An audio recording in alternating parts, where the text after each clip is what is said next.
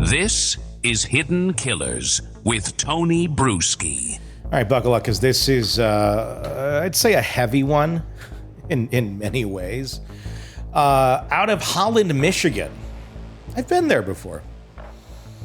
Got a case that's as tragic as it is unsettling. A 39-year-old mom, Katie Lee, is staring down an open murder charge after allegedly taking her own teenage son's life in a way that sounds straight out of a horror movie. And get this, she claims she did it because he didn't want to hit 18. I don't want to grow up. I'm a Toys R Us kid, but I can only go to it in Canada because it's gone in the States now. So here's how it all went down. Sometime in the early hours of Friday morning, Lee dials 911 with a statement that'll make your blood run cold. She says she couldn't get her son to stop breathing. Huh? Couldn't get her son to stop breathing. Not exactly your everyday emergency call. When police arrive at the Bay Point apartment complex, they find 17-year-old Austin Pikaart dead, his throat slashed.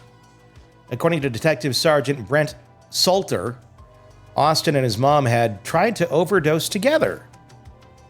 First, when that didn't work, she allegedly took a knife to his throat while he was unconscious, like a good, loving mom does when you make that suicide pact with your child. If that wasn't disturbing enough, he also had stab wounds on his arms. Again, because that's what you do when you're trying to kill someone. Go for the arm. Which really actually sounds like defensive wounds. Go for the arm. It does sound like defensive wounds. Let's take a step back for a second here. A mom helping her kid die because he didn't want to be an adult? It's not just dark. That's like pitch black. Life comes at you fast, sure, but turning 18 isn't exactly a doomsday scenario. Most kids celebrate it with a cheap beer and a lottery ticket, not a murder pact with mom. Anyway, back to the scene. When officers showed up, Lee was standing at the door, still holding the knife. Not exactly an image of innocence. Instead of dropping the weapon like any reasonable person facing a bunch of cops might do, she apparently made some sort of threatening move, which earned her a nice zap from a taser. When she was down and in cuffs, she reportedly told investigators she'd been hoping the cops would kill her so she could be with her son. Fast forward to Monday, and Lee's appearing in court via Zoom. Sobbing through a hearing that lasted just under 10 minutes, the judge, Bradley Knoll, wasn't feeling particularly sympathetic that day and ordered her held without bond.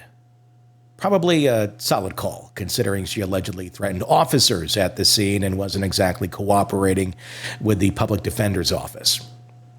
After some back and forth, she finally agreed to let them assign her a public defender. Meanwhile, in the courtroom, Lee's family was still showing her support. As the hearing wrapped up, some of them were heard saying, "We love you, Katie!" A pretty surreal moment considering the circumstances.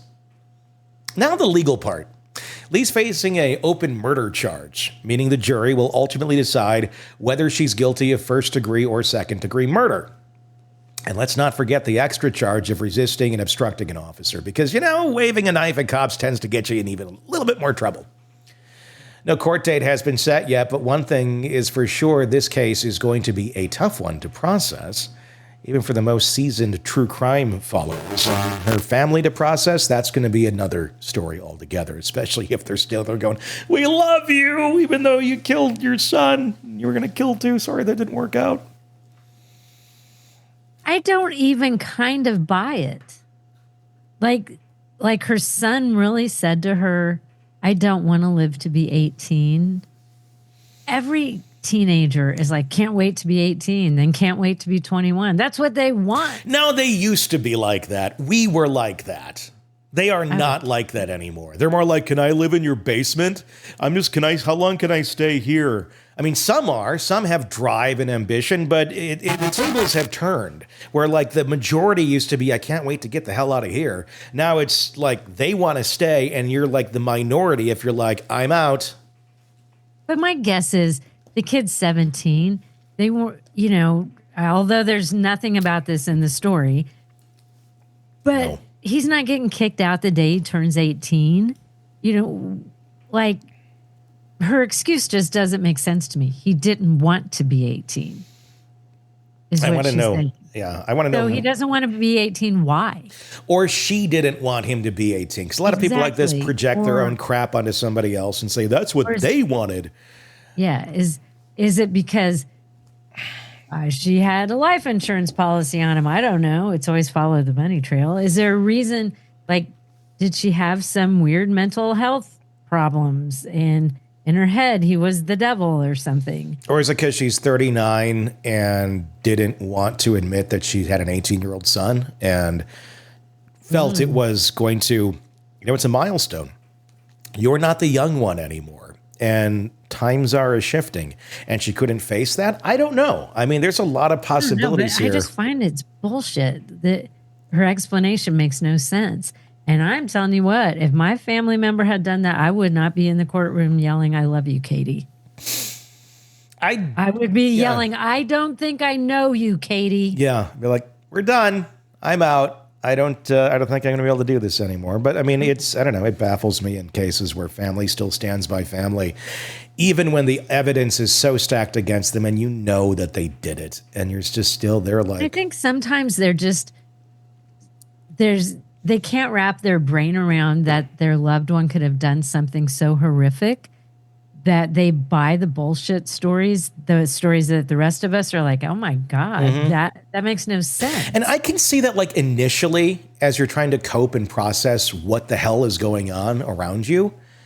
But at some point, you got to be like, okay, enough is enough.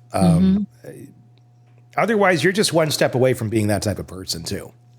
But even if like he doesn't want to live to be 18, so I guess they have some suicide pact or something, and then she literally, her own child, she gets a knife out and does that to her own child.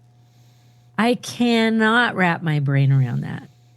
Every instinct in you would be like, save my kid. But instead she went the other way and said, well, I'm just doing what he wants. I was hoping I'd see in this story at some point is drugs were involved. We don't see that here. Although it's very early in.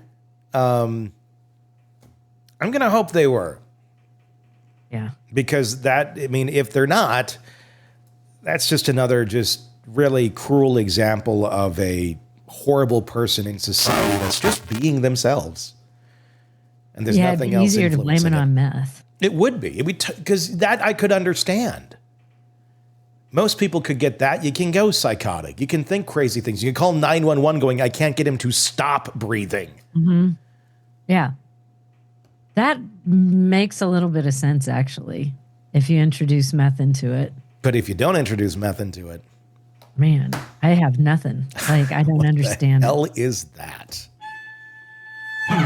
The latest true crime stories, expert breakdowns, and shocking twists, all in one place. Press subscribe now to the Hidden Killers podcast and True Crime Today.